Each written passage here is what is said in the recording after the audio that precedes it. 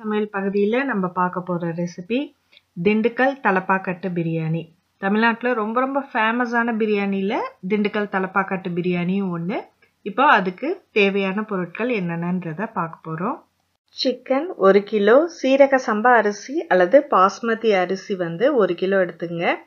இஞ்சி பூண்டு விழுது 4 மேஜை கரண்டி, பச்சை மிளகாய் 10, காஞ்ச வத்தல் 10, தனி மிளகாய் தூள் 1 மேஜை கரண்டி, கார தேவைக்கு கூட்டிக்கலாம்.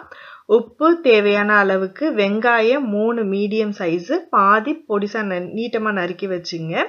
தக்காளி 2 பெருசு, தயிர் 1 கப்பு, எண்ணெய் 100 மில்லி, நெய் 100 மில்லி, தேங்காய் பால் 1 கப்பு, கொத்தமல்லி 1 கட்டு, புதினா அரை கட்டு, கரம் மசாலா தூள் 1 மேஜை கரண்டி, பட்டை கிராம்பு ஏலக்காய், பட்டை 2 துண்டு எடுத்துங்க, கிராம்பு 6, ஏலக்காய் 6, அன்னாசிப்பூ 1, பிரியாணி இலை 2. இப்போ முதல்ல அரைக்க வேண்டிய பொருட்கள், அதாவது வெங்காயம், தக்காளி, புதினா, கொத்தமல்லியை தனித்தனியாக மிக்சியில் அரைச்சி தண்ணி விடாமல் கொரன்னு அரைச்சி எடுத்து வச்சிங்க. பச்சை மிளகாவும் காஞ்ச வத்தலும் கொஞ்சம் தண்ணி சேர்த்து மிக்சியில் அரைச்சி இதை ரெடியாக எடுத்து வச்சுக்க போகிறோம். இப்போ இதுதான் தேவையான பொருட்கள். இப்போ எப்படி செய்கிறதுன்றதை நம்ம பார்க்க போகிறோம். சிக்கனை நல்லா அலசிட்டு பெரிய பெரிய துண்டாக நறுக்கி வச்சுங்க. அதோட மஞ்சத்தூள், கொஞ்சமாக உப்பு, நிறைய உப்பு சேர்க்க வேண்டாம், கொஞ்சம் உப்பு.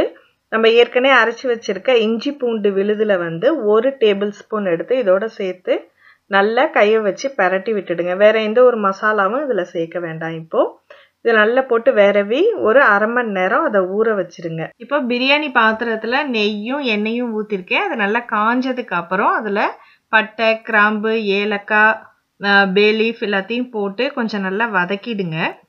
வதங்கினதுக்கு அப்புறம் நம்ம இப்போ பாதி வெங்காயம் பொடிசா நறுக்கி வச்சிருக்கோம்ல, அதை நீட்டமாக அந்த வெங்காயத்தை இதோட சேர்த்து கொஞ்சம் நல்லா வதக்குங்க, பொன் வறுவலாக வதக்குங்க. வதங்கினதுக்கு அப்புறம் அதில் இஞ்சி பூண்டு பேஸ்ட்டு எடுத்து வச்சுருக்கேன், எல்லா இஞ்சி பூண்டு பேஸ்ட்டையும் இதில் போட்டுடுங்க. போட்டுட்டு கைவிடாமல் கிளறுங்க. கொஞ்சம் சிம்மிலேயே இருக்கட்டும். இப்போ கொஞ்சம் நல்லா வதங்கினதுக்கு அப்புறம் அரைச்சி வச்சிருக்கிற வெங்காயம் நம்ம இதில் அரைச்சி தான் போடணும். அப்போ தான் இது நல்லாயிருக்கும் இதோட டேஸ்ட்டு. ஸோ இதை அந்த அரைச்ச வெங்காயத்தை சேர்த்து கொஞ்சம் நல்லா கிளறி விட்டுட்டு மூடி போட்டு கொஞ்சம் வெங்காயம் வேகிற வரைக்கும், வதங்குற வரைக்கும் வேக விட்டுடுங்க. இதை இப்போ ஒரு 5 நிமிஷம் ஆயிடுச்சு. நம்ம அப்பப்போ கிளறி விட்டுட்டே இருக்கணும், ஏன்னா இஞ்சி பூண்டு போட்ட உடனே டக்குன்னு அடி பிடிக்கும். ஸோ இப்போ நல்லா கொஞ்சம் வதங்கிடுச்சு. இதோட அரைச்சி வச்சிருக்கிற தக்காளி, இதுக்கு தக்காளி வெங்காயம் எல்லாத்தையும் அரைச்சி தான் விடணும், அதுதான் டேஸ்ட்டு நல்லாயிருக்கும். ஸோ இப்போது நல்லா பரட்டி விட்டுடுங்க. பச்சை வாசனை போனதுக்கு அப்புறம் நம்ம அரைச்சி வச்சிருக்கிற பச்சை மிளகா, புதினா, கொத்தமல்லி எல்லாத்தையும் அதையும் சேர்த்து நல்லா பரட்டி விட்டுடுங்க.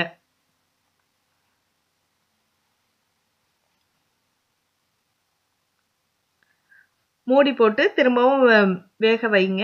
அதாவது பிரியாணியை பொறுத்த வரைக்கும் வாசனை வெளியே போகாமல் அப்பப்போ மூடி மூடி சமைச்சிங்கன்னா அது டேஸ்ட் நல்லாயிருக்கும்.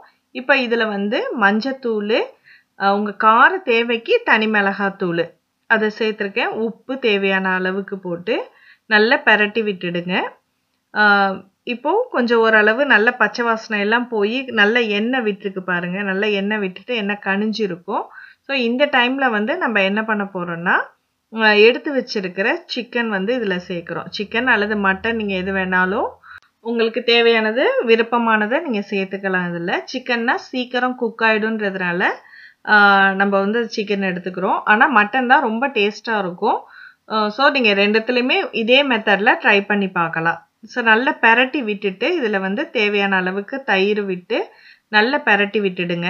நல்லா பரட்டினதோட இதோட நம்ம வீட்டில் அரைச்சி வச்சிருக்கிற கரம் மசாலா தூள், கடையில் வாங்குறத விட வீட்டில் அரைச்சிங்கன்னா இதுக்கு ரொம்ப டேஸ்ட் நல்லாயிருக்கும்.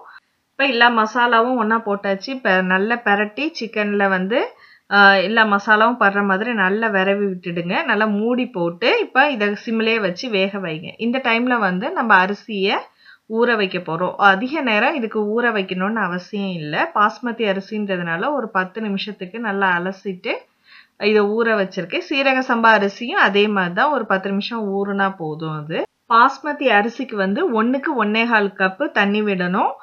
தேங்காய் பாலோட அளவையும் இதோட சேர்த்து கலந்து வச்சுங்க. இதுவே வந்து சீரக சம்பா அரிசினா 1க்கு 1.5 கப்பு தண்ணி எடுத்துக்குங்க.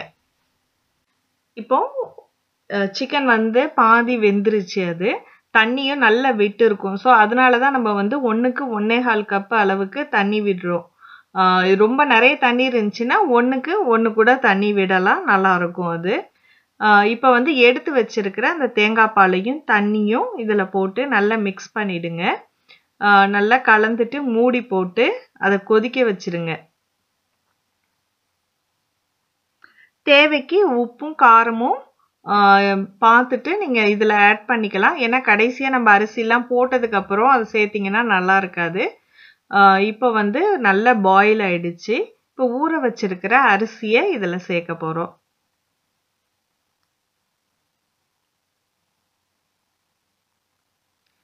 அரிசியை போட்டுட்டு நல்லா கிளறி விட்டுடுங்க. கிளறி விட்டுட்டு இது வந்து நம்ம மூடி போடுறது வந்து நல்லா ஆவி வெளியில போகாத அளவுக்கு மூடி இருந்துச்சுன்னா டைட்டாக மூடிடுங்க. இல்லைன்னா இந்த மாதிரி ஃபாயில் பேப்பர் போட்டு நல்லா மூடி போட்டு ஒரு 5 நிமிஷம் ஹை ஃப்ளேமில் வைங்க. அதுக்கப்புறம் ஒரு 10 நிமிஷம் குறைஞ்ச தணலில் வச்சு அதை குக் பண்ணுங்க. இல்லைன்னா உள்ள அரிசி வந்து சீக்கிரம் வந்து அது குழஞ்சிடும். அது இப்போ நல்லா ஆவி வந்துட்டு இருக்கும்போது இந்த ஸ்டேஜில் வந்து என்ன பண்ணுங்க, இதை வந்து அடுப்பில் வந்து ஒரு இரும்பு தவா வச்சு மேலே வந்து இந்த பிரியாணி சட்டியை வைக்கிறோம். இது ஏன் வைக்கிறோம்னா, நம்ம இப்போ உடனே ஓப்பன் பண்ணிங்கன்னா கொஞ்சம் தண்ணியாக இருக்கும். அதனால இதை வச்சு ஒரு 10 நிமிஷம் குறைஞ்ச தணலில் வச்சிங்கன்னா அந்த தண்ணிலாம் வந்து அப்சர்வ் ஆகிடும். உடனே ஓப்பன் பண்ணாதீங்க. கொஞ்சம் நேரம் கழித்து ஒரு 10-15 நிமிஷத்துக்கு அப்புறம் மெதுவாக அதை கிளறி. இந்த பிரியாணியில் நம்ம தேங்காய் பால் சேர்த்துருக்கிறதுனால இது வந்து சீக்கிரம் அரிசி மசிஞ்சிடும். அதனால ரொம்ப பெரட்டினீங்கன்னா அரிசி வந்து உடஞ்சிடும். அதனால நீங்கள் மெதுவாக பெரட்டி விட்டுட்டு வேற ஒரு பவுலில் அதை மாற்றிட்டு சர்வ் பண்ணுங்க. இது கூட எண்ணெய் கத்திரிக்காய் ரைத்தாவோட சாப்பிட்றதுக்கு ரொம்ப நல்லாயிருக்கும். வீட்டில் விசேஷம் அல்லது ரம்ஜான் அல்லது ஃபங்க்ஷன், வேறு ஏதாவது ஃபங்க்ஷன் டைமில் நீங்கள் இந்த பிரியாணி ட்ரை பண்ணி பார்க்கலாம். ட்ரை பண்ணி பார்த்துட்டு உங்கள் கருத்தை எங்களோட ஷேர் பண்ணிங்க. காயல் சமையல் பகுதி உங்களுக்கு பிடிச்சிருந்துச்சுன்னா சப்ஸ்கிரைப் பண்ணுங்கள், உங்கள் நண்பர்களுக்கு ஷேர் பண்ணுங்கள். அடுத்த ஒரு ரெசிபியில் சந்திப்போம். நன்றி.